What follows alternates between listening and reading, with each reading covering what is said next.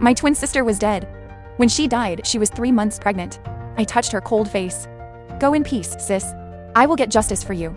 I put on my sister's clothes and cut my hair into her short, choppy style. Then, I knocked on the door of my sister's so-called husband.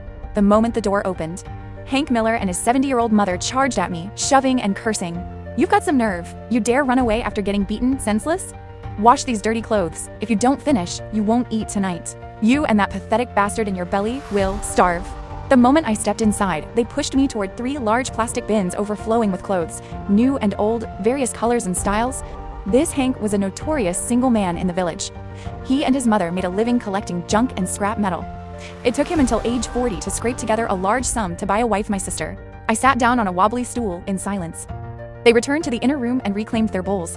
I looked around, an unsettling, familiar sense of disgust rising in my stomach. The air was thick with the stench of garbage collected in the corner. The stove was caked in grease and soot. The once white plaster walls were smoked dark gray. Hank spat on the ground while eating, you stubborn cow.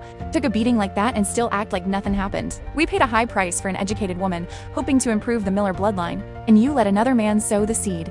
His mother's cold voice echoed, the wench can't die yet. Keep her alive so she can work and pay off her debt. Our money can't be wasted. I walked into the inner room and flipped the dining table. They were clearly shocked by my defiance and froze for a moment. Soup and rice splattered everywhere, covering their faces and bodies.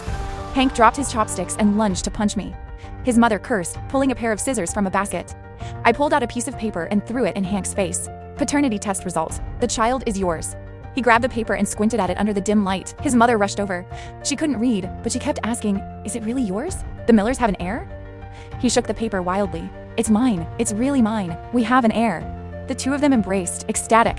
It took a moment for Hank to remember me. He detached himself from his mother and ran to hug me affectionately. Lana, I was impulsive. I'm an asshole. Is our baby okay? Where have you been all this time? Mom and I were so worried.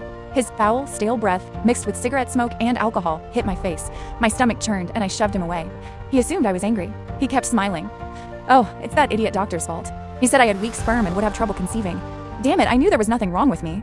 Tomorrow, I'll smash up his clinic and vent our anger for you and our child. His mother dropped the scissors and rushed over to touch my belly. Oh, is my grandson okay? I'm so sorry about what happened to my precious grandson. I sidestepped her and said coldly, I'm hungry. His mother immediately snapped to attention, her usual fierce face now beaming.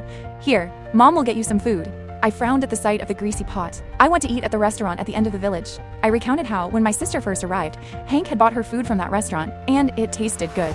Afterward, because she wasn't getting pregnant, the mother-son duo had kicked her from the table and only allowed her leftovers at every meal. Seeing the mother's face twist with reluctance over the money, I felt a sense of relief.